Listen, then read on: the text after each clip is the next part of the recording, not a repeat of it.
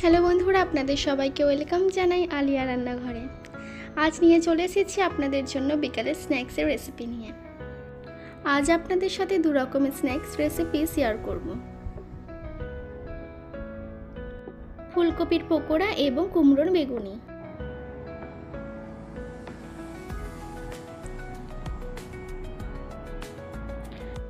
প্রথমে বেসনের ব্যাটারটা তৈরি করব।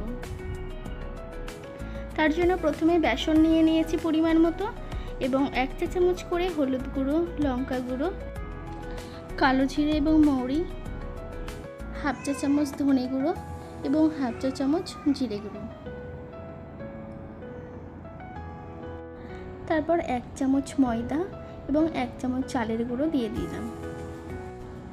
তারপরে একটু একটু করে জল দিয়ে ব্যাটারটা তৈরি করে নেব। তারপর খাবার সোডা দিতে ভুলে গিয়েছিলাম, তার জন্য একটু খাবার সোডা দিয়ে দিলাম। 1/2 চা চামচের একটু কম দেবেন। তারপর একটা ফুলকপি নিয়ে নিয়েছি। তারপর ফুলকপিটা কেটে নেব। এরকম সাইজের করে কেটে নিয়েছি, আপনারা চাইলে ছোট বা বড় করতে পারেন।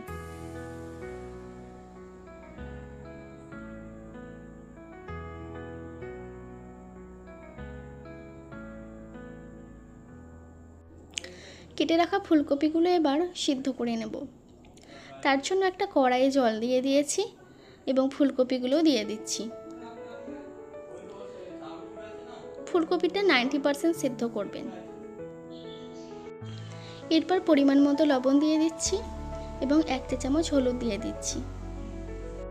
তারপর ঢাকা দিয়ে সিদ্ধ করে নেব। যখন দেখব 90% সিদ্ধ হয়ে গেছে তখন ছেঁকে নেব।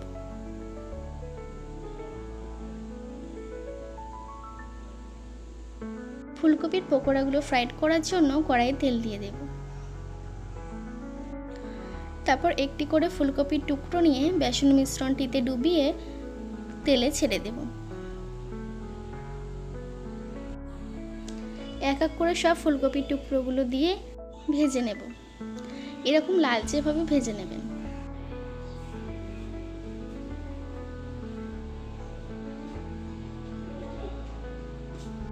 এই ফুলকপির পকোড়া চায়ের সাথেও যেমন খেতে ভালো লাগবে, তেমন আপনারা ভাত এবং ডালের সাথেও খেতে পারবেন।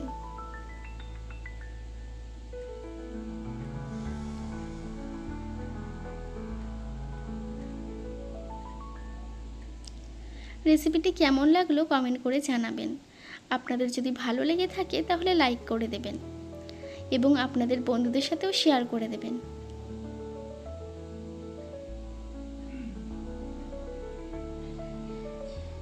এবং যারা আমাদের চ্যানেলে নতুন তারা অবশ্যই সাবস্ক্রাইব করে দেবেন। দেখতেই পাচ্ছেন ফুলকপির পকোড়াগুলো কতটা ক্রিস্পি হয়েছে।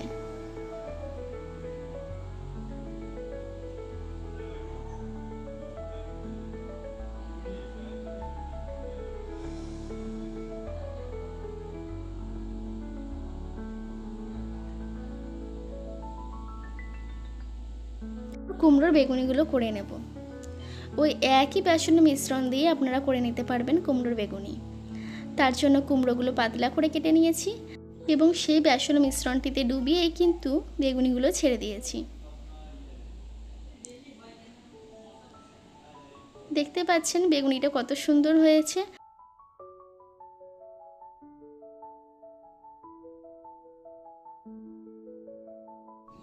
যারা বেগুনের বেগুনি খেতে ভালোবাসেন না, তারা অবশ্যই কুমড়ো বেগুনিটা ট্রাই করতে পারেন। দেখতে পাচ্ছেন বেগুনিগুলো কতটা ফুলে উঠেছে এবং ক্রিস্পি হয়েছে।